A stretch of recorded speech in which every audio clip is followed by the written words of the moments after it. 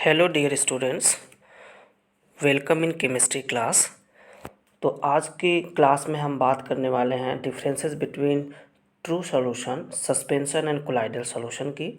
जैसा कि हमने प्रीवियस क्लास में डिस्कस किया था सॉल्युबिलिटी, और सॉल्युबिलिटी के क्या क्या ऐसे फैक्टर्स हैं जो सॉल्युबिलिटी को अफेक्ट करते हैं। और साथ में हमने लास्ट में एक बहुत ही इम्पोर्टेंट टॉपिक ट्रू सॉल्यूशन के बारे में भी बताया था। ठीक है, तो बच्चों यहाँ पे मैं कंपैरेटिवली इन तीनों सॉल्यूशन को डिस्कस करेंगे। एक्चुअली आप जानते हो कि सॉल्यूशन को क्लासिफाई किया गया है 3 कैटेगरीज में on the basis of size of solute particles. On the basis of size of solute particles के बेसिस पे, ठीक है, साइज ऑफ सॉल्यूट पार्टिकल्स के बेसिस पे सॉल्यूशन को 3 तरीके से कैटेगराइज किया गया है। एक ट्रू सॉल्यूशन, दूसरा कोलाइडल सॉल्यूशन और तीसरा सस्पेंशन। ठीक है बच्चों, तो इसको हम स्टडी करेंगे। तो there are following differences in this type of solutions. तो बच्चों इन डिफरेंसेस को जानने के लिए एक मैं डायग्राम बना रहा हूँ आपकी स्क्रीन पे। देखो, जैसे हमने ये एक डायग्राम बना लिया, ठीक है। मान लो हमने इसको 3 पार्ट में डिवाइड कर लिया। अब जान लो, ये अगर बहुत छोटे छोटे पार्टिकल्स हैं, ठीक है, तो और इससे थोड़ा सा बड़ा हमने पार्टिकल बना दिया, ठीक है। सेकेंड में हमने इससे थोड़ा बड़ा पार्टिकल्स बना दिया, और थर्ड में और भी ज़्यादा बड़े बड़े पार्टिकल्स हमने बना दिया, ठीक है। तो देखो बच्चों, इस डायग्राम से आप समझ जाओ कि ये जो छोटे छोटे पार्टिकल्स हैं, दिस इज़ ट्रू सॉल्यूशन। मतलब जो ट्रू सॉल्यूशंस होते हैं उनके जो पार्टिकल्स होते हैं वो बहुत ही छोटे होते हैं। एक्चुअली ये जो क्लासिफिकेशन है वो किसके बेसिस पे है? साइज ऑफ सॉल्यूट पार्टिकल्स के बेसिस पे है। मतलब सॉल्यूट के जो पार्टिकल्स हैं उनके साइज़ के बेसिस पे सॉल्यूशन को 3 तरीके से कैटेगराइज किया गया है। तो ऐसे सॉल्यूशन जिनके पार्टिकल्स बहुत ज़्यादा छोटे होते हैं उन्हें ट्रू सॉल्यूशंस कहा जाता है, ठीक है बच्चों। जिनके पार्टिकल्स थोड़े बड़े होते हैं as compare to true solution, उन्हें क्या कहा जाता है? कोलाइडल सॉल्यूशन कहा जाता है। उन्हें क्या कहा जाता है? Colloidal solution. और जिनके पार्टिकल्स बहुत काफ़ी बड़े होते हैं, मतलब ट्रू सॉल्यूशन और सॉल्यूशन और कोलाइडल सॉल्यूशन से बड़े होते हैं, उन्हें क्या कहा जाता है बच्चों? सस्पेंशन। ठीक है, तो इस तरीके से सॉल्यूट पार्टिकल्स के बेसिस पे इन्हें 3 तरीके से कैटेगराइज किया गया है, ठीक है। जो कोलाइडल सॉल्यूशन है बच्चों, इसको हम डिटेल्स में आगे अभी पढ़ेंगे, और सस्पेंशन को भी, ठीक है। तो जो कोलाइडल सॉल्यूशन होता है बच्चों, कोलाइडल सॉल्यूशन के जो सॉल्यूट के पार्टिकल्स होते हैं वो क्या होते हैं? ट्रू सॉल्यूशन से बड़े होते हैं, और सस्पेंशन से क्या होते हैं? ये छोटे होते हैं, ठीक है। अब इनमें अगर हम एक बहुत ही बेसिक डिफरेंस की अगर बात करें, जैसा कि ट्रू सॉल्यूशन को हमने आपको बताया था, तो ट्रू सॉल्यूशन में एक बार रिकैप अगर मैं कर दूं, तो ट्रू सॉल्यूशन मैंने क्या बताया था बच्चों कि ट्रू सॉल्यूशन जो होता है वो एक तरीके का होमोजीनियस मिक्सचर होता है। मतलब इसमें सॉल्यूट और सॉल्वेंट क्या होते हैं? एक दूसरे में मिक्स हो जाते हैं, जो हमें नेकेड आई से दिखाई नहीं पड़ते हैं। इनके जो साइज़ होती है, इनके पार्टिकल्स की जो साइज़ होती है बच्चों, इनके पार्टिकल्स की साइज़ बहुत ज़्यादा छोटी होती है। मतलब less than 10⁻⁻8 centimetre, less than 10⁻⁻8 centimetre in diameter. मतलब इनके पार्टिकल्स की साइज़ 10⁻⁸ सेंटीमीटर से भी कम होती है डायमीटर में, ठीक है बच्चों। और एक चीज़ और भी बताया था कि जो इसके सॉल्यूट के पार्टिकल्स होते हैं ये do not show Tyndall effect, ये टिंडल इफेक्ट शो नहीं करते हैं। तो टिंडल इफेक्ट एक बहुत ही इम्पॉर्टेंट प्रॉपर्टीज़ है कोलाइडल सॉल्यूशन का, जो आगे अभी हम पढ़ेंगे, ठीक है। तो अब देखो बच्चों, यहाँ पे कोलाइडल सॉल्यूशन, सस्पेंशन और ट्रू सॉल्यूशन के जो पार्टिकल्स की साइज़ है उसकी अगर हम बात करें, तो इन तीनों की पार्टिकल्स की साइज़ की अगर हम बात करें, तो इन तीनों के पार्टिकल्स की साइज़ जो होती है वो थोड़ा क्या होती है? अलग होती है। क्या होती है? थोड़ी अलग होती है, ठीक है। तो जैसे जो ट्रू सॉल्यूशंस के पार्टिकल्स की साइज़ होती है ये less than 10⁻⁻8 centimetre, less than 10⁻⁸ centimetre. और जो कोलाइडल सॉल्यूशन की पार्टिकल्स की साइज़ होती है ये जनरली 10⁻⁷ से लेकर 10⁻⁵ सेंटीमीटर के रेंज में होती है। मतलब 10⁻⁷ से लेकर 10⁻⁵ सेंटीमीटर इन डायमीटर के रेंज में होती है। और सस्पेंशन के जो पार्टिकल्स होते हैं बच्चों, इनका जो पार्टिकल सॉल्यूट पार्टिकल्स की जो साइज़ होती है ये काफ़ी बड़ी होती है, मतलब लार्जर दैन 10⁻⁻5 सेंटीमीटर। इनके जो पार्टिकल्स की साइज़ होती है वो larger than 10⁻⁻5 centimetre in diameter. ठीक है, 10⁻⁻5 सेंटीमीटर से भी कहीं ज़्यादा इनकी साइज़ होती है। ठीक है, सॉल्यूट पार्टिकल्स की। ठीक है बच्चों, तो ये बात हमने किया एक general difference between true solution, suspension और कोलाइडल सॉल्यूशन की, मतलब on the basis of solute particles के बेसिस पर अगर हम देखें तो इस तरीके से इसको हम समझ सकते हैं। ठीक है बच्चों, तो अब नेक्स्ट जो हम बात करने वाले हैं वो क्या है, आपका सस्पेंशन है, उसके बाद कोलाइडल सॉल्यूशन की बात करेंगे। तो ट्रू सॉल्यूशन को हमने बहुत ही अच्छे से आपको प्रीवियस क्लास में बता दिया था। तो ट्रू सॉल्यूशंस के जो भी पॉइंट थे आप उसको नोट कर लीजिएगा, आप लोगों ने नोट भी किया होगा। ठीक है, तो अब आगे हम बढ़ते हैं। ट्रू सॉल्यूशन हमने पढ़ लिया है, ठीक है, इसलिए अब हम नेक्स्ट पढ़ेंगे टॉपिक दैट इज सस्पेंशन। ठीक है बच्चों, तो व्हाट इज सस्पेंशन। अब सस्पेंशन की अगर हम बात करें या सस्पेंशन क्या होता है, तो सस्पेंशन एक तरीके का अगर देखा जाए तो ये हेट्रोजीनियस मिक्सचर होता है। ठीक है, a suspension is a heterogeneous mixture in which the solute particles do not dissolve but remain suspended throughout the bulk of the medium। मतलब जो सस्पेंशन होते हैं बच्चों वो एक तरीके के हेट्रोजीनियस मिक्सचर होते हैं। आपने ट्रू सॉल्यूशन पढ़ा था, ट्रू सॉल्यूशन क्या होता है, होमोजीनियस मिक्सचर होता है, लेकिन सस्पेंशन क्या होता है, हेट्रोजीनियस मिक्सचर होता है। मतलब इसमें जो सॉल्यूट और सॉल्वेंट होते हैं दोनों कंप्लीटली एक दूसरे में इंटरमिक्स नहीं होते हैं। आफ्टर सम टाइम ये क्या होते हैं, दोनों एक दूसरे से अलग हो जाते हैं। मतलब जो सॉल्यूट पार्टिकल्स होते हैं वो आफ्टर सम टाइम क्या होते हैं, ड्यू टू ग्रेविटी क्या होते हैं, ये नीचे की तरफ सेटल डाउन हो जाते हैं। ठीक है, which the solute particles do not dissolve but remain suspended through out the bulk of the medium. मतलब जो सॉल्यूट पार्टिकल्स होते हैं डू नॉट डिजॉल्व, ये डिजॉल्व नहीं होते हैं कम्प्लीटली सॉल्वेंट के साथ, बल्कि ये क्या होते हैं, मीडियम, जो भी मीडियम इनको मिलेगा, मीडियम क्या, जैसे सॉल्वेंट अगर मीडियम मिल रहा है तो वहाँ पे इनके जो पार्टिकल्स होते हैं, सस्पेंशन के पार्टिकल हमने क्या बताया बच्चों की काफ़ी बड़े होते हैं, ट्रू सॉल्यूशन और कोलाइडल सॉल्यूशन से भी काफ़ी बड़े होते हैं। तो इनको जब फोर्सली हम क्या करते हैं मीडियम के अंदर मिक्स करते हैं तो ये मिक्स तो हो जाता है, मतलब यूनिफॉर्मली ये क्या होता है, थ्रू आउट क्या होता है, ये मिक्स तो हो जाता है, लेकिन ये कुछ समय के बाद क्या होता है, ड्यू टू ग्रेविटी की वजह से क्या होता है, सेटल डाउन भी हो जाता है। ठीक है बच्चों, तो एक तरीके से हम क्या कह सकते हैं कि जो सस्पेंशन होता है ये जनरली देखा जाए तो सस्पेंशन क्या है, एक अनस्टेबल सॉल्यूशन है। ठीक है, एक ये कभी कभी एक नंबर का क्वेश्चन पूछता है तो आप बताएंगे ये क्या होता है, अनस्टेबल होता है।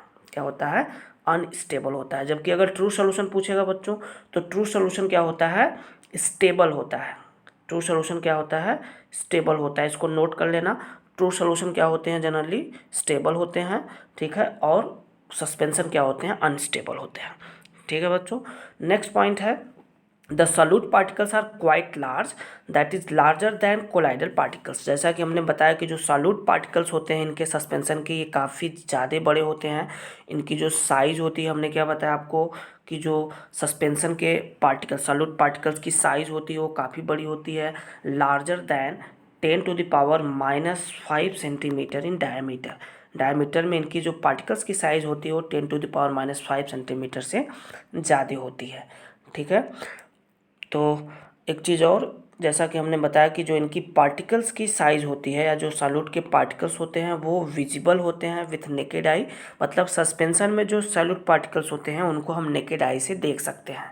ठीक है बच्चों, लेकिन ट्रू सॉल्यूशन में क्या था, ट्रू सॉल्यूशन में आप याद करो, ट्रू सॉल्यूशन में क्या था कि ट्रू सॉल्यूशन में जो भी सॉल्यूट के पार्टिकल्स थे उनको हम नेकेड आई से नहीं देख सकते थे। यहाँ तक कि पावरफुल माइक्रोस्कोप भी अगर यूज़ किया जाए फिर भी जो ट्रू सॉल्यूशन के सॉल्यूट पार्टिकल्स होते हैं वो हमें दिखाई नहीं देंगे। मतलब पावरफुल माइक्रोस्कोप भी ट्रू सॉल्यूशन में प्रेजेंट सॉल्यूट पार्टिकल्स को हम नहीं देख सकते हैं। ठीक है, पावरफुल माइक्रोस्कोप के थ्रू भी। ठीक है बच्चों, ठीक है, तो नेक्स्ट है जो point that is for example. तो इसका अगर एग्जांपल की हम बात करें तो इसका सबसे बेस्ट एग्जांपल जो है सस्पेंशन का that is mixture of chalk powder. जब हम चॉक पाउडर का जो मिक्सचर होता है ये सस्पेंशन का एग्जांपल है।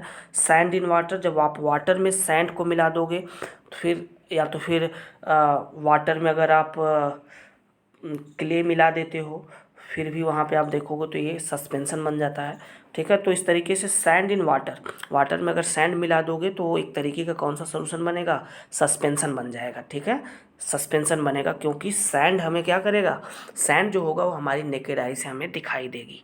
ठीक है बच्चों, तो नेक्स्ट जो पॉइंट है हम इसके प्रॉपर्टीज़ की बात करेंगे। तो properties of A solution, sorry suspension.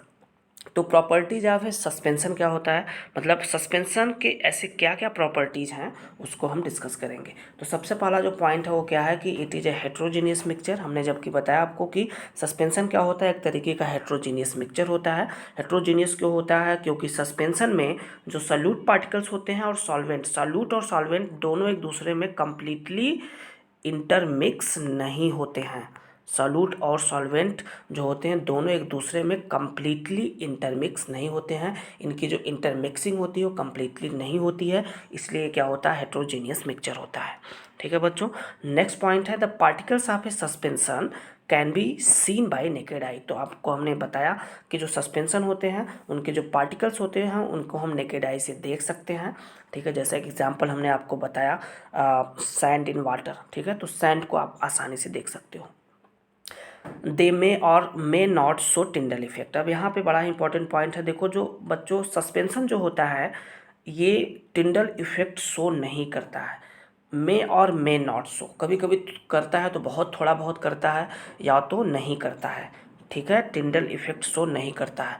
Tyndall effect क्या होता है, ठीक है, स्कैटरिंग।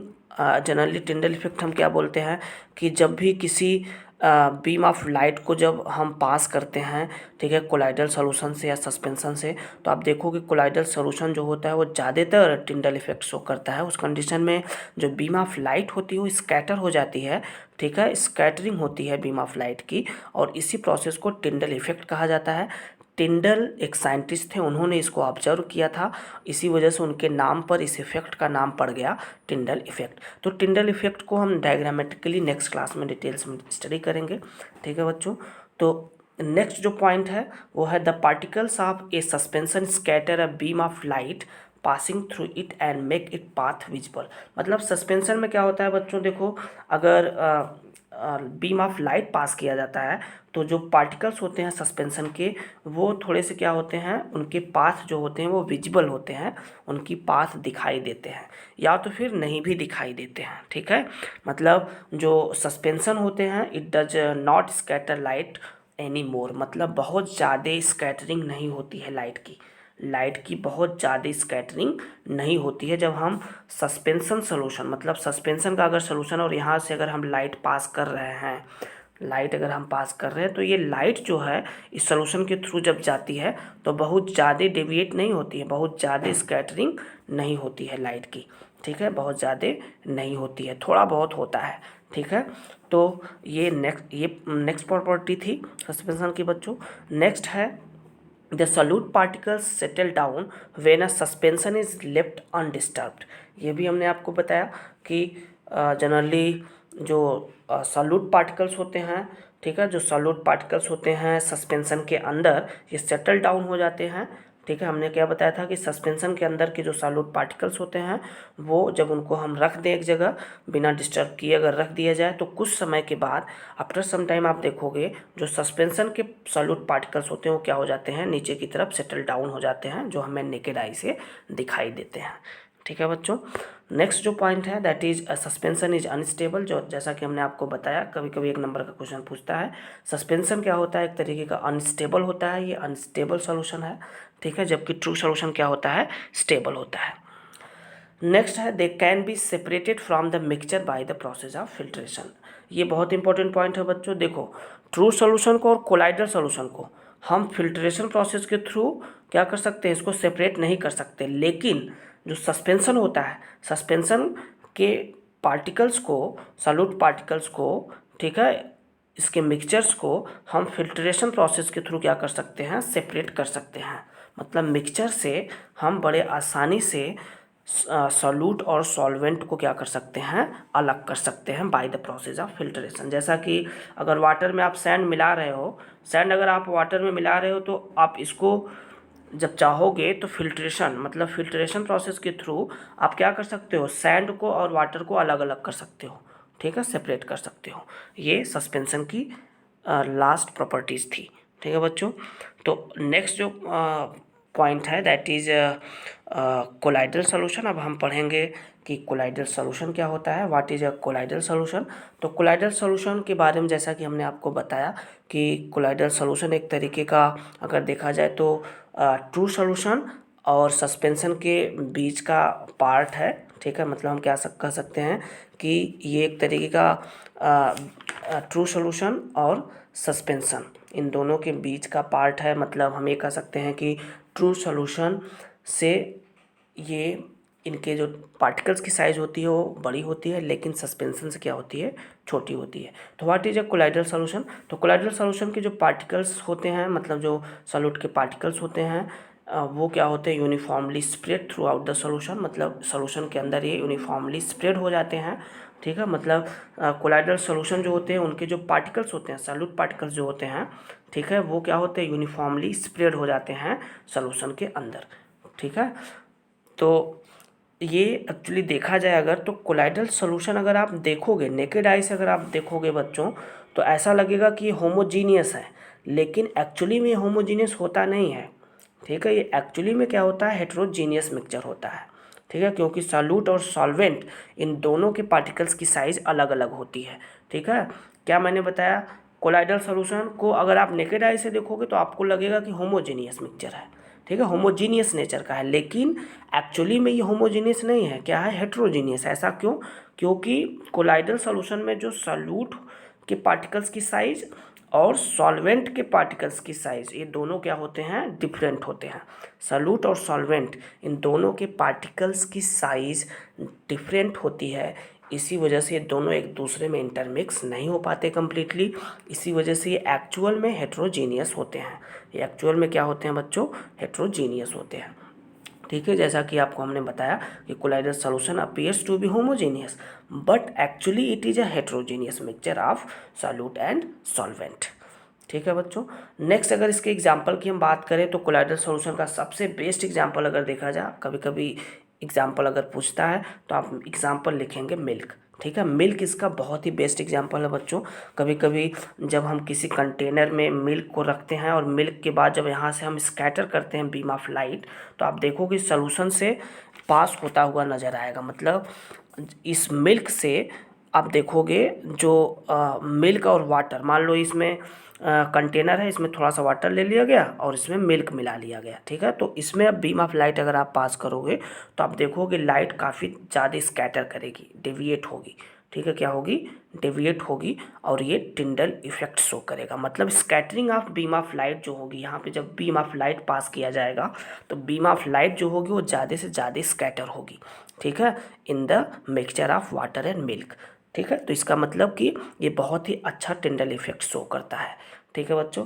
और अगर यहीं पे अगर दूसरी जगह अगर आप एक बीकर ले लो और इस बीकर में कॉपर सल्फेट का सोल्यूशन ले लो, एनसीईआरटी में भी इसका एग्जाम्पल डायग्राम दिया है बच्चों, ठीक है।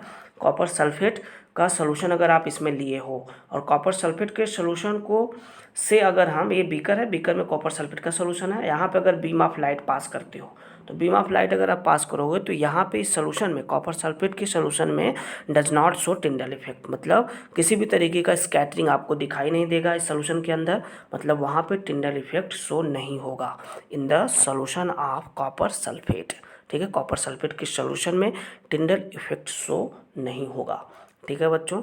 तो इसका बेस्ट एग्जांपल क्या है कोलाइडल सॉल्यूशन का, मिल्क है, इसको नोट कर लेंगे, ठीक है बच्चों। तो अगर हम देखें तो because of the small size of colloidal particles we can not see them with naked eyes. Colloidal solution के जो सॉल्यूट पार्टिकल्स की साइज़ होती है वो काफ़ी ज़्यादा स्मॉल होती है, वेरी स्मॉल होती है, काफ़ी ज़्यादा होती है स्मॉल, इसीलिए हम अपने नेकेड आई से इनको देख नहीं सकते, ठीक है। कोलाइडल सॉल्यूशन के पार्टिकल्स की साइज़ को हम नेकेड आई से नहीं देख सकते, जैसा कि ट्रू सॉल्यूशन में आपने क्या देखा था कि ट्रू सॉल्यूशन में देखो बच्चों, ट्रू सॉल्यूशन में हम नेकेड आई या फिर माइक्रोस्कोप से भी नहीं देख सकते ट्रू सॉल्यूशन में प्रेजेंट सॉल्यूट के पार्टिकल्स, की साइज़ को हम नहीं देख सकते हैं, ठीक है। लेकिन कोलाइडल सॉल्यूशन में आप नेकेड आई से तो नहीं देख सकते, लेकिन माइक्रोस्कोप से आप देख सकते हो, माइक्रोस्कोप से, ठीक है बच्चों। माइक्रोस्कोप से कोलाइडल सॉल्यूशन के सॉल्यूट पार्टिकल्स को, ठीक है, सॉल्यूट के पार्टिकल्स की साइज़ को आप देख सकते हो। इनके पार्टिकल्स को हम देख सकते हैं बड़े आसानी से, ठीक है। और अगर हम बात करें सस्पेंशन की, तो सस्पेंशन में क्या होगा बच्चों, सस्पेंशन में आप क्या करोगे, सस्पेंशन जो होते हैं, मतलब सस्पेंशन जो होता है, सस्पेंशन में जो भी सॉल्यूट के पार्टिकल्स की साइज़ होती है उसको हम बड़े आसानी से नेकेड आई से देख सकते हैं।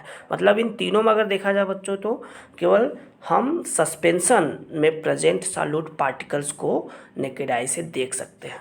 अदरवाइज जो भी ट्रू सॉल्यूशन है या कोलाइडल सॉल्यूशन है उनमें प्रेजेंट सॉल्यूट पार्टिकल्स को हम नेकेड आई से नहीं देख सकते, ठीक है बच्चों।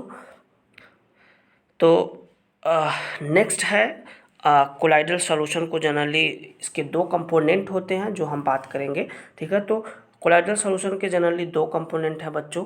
There are two component of colloidal solution. एक है आपका डिस्पर्स्ड फेज जिसको शॉर्ट में DP लिखा जाता है, और दूसरा जो कंपोनेंट है दैट इज डिस्पर्सन मीडियम, ठीक है बच्चों। तो डिस्पर्स्ड फेज और डिस्पर्सन मीडियम में दो कंपोनेंट है कोलाइडल सॉल्यूशन को, जिसको हम आगे क्लासिफिकेशन में पढ़ेंगे, ठीक है। Actually on the basis of state of matter, solid, liquid, gas, इस तरीके से करके इसे क्लासीफाई किया गया है। NCERT में भी दिया है बच्चों इसको तो वहाँ से आपको इसको लर्न करना होगा, काफ़ी इंपॉर्टेंट है, 1 नंबर का क्वेश्चन कभी कभी पूछा जाता है। तो यहाँ पे आप बेसिकली जान लो कि डिस्पर्स्ड फेज क्या होता है। डिस्पर्स्ड फेज एक तरीके का हम कह सकते हैं सॉल्यूट फेज।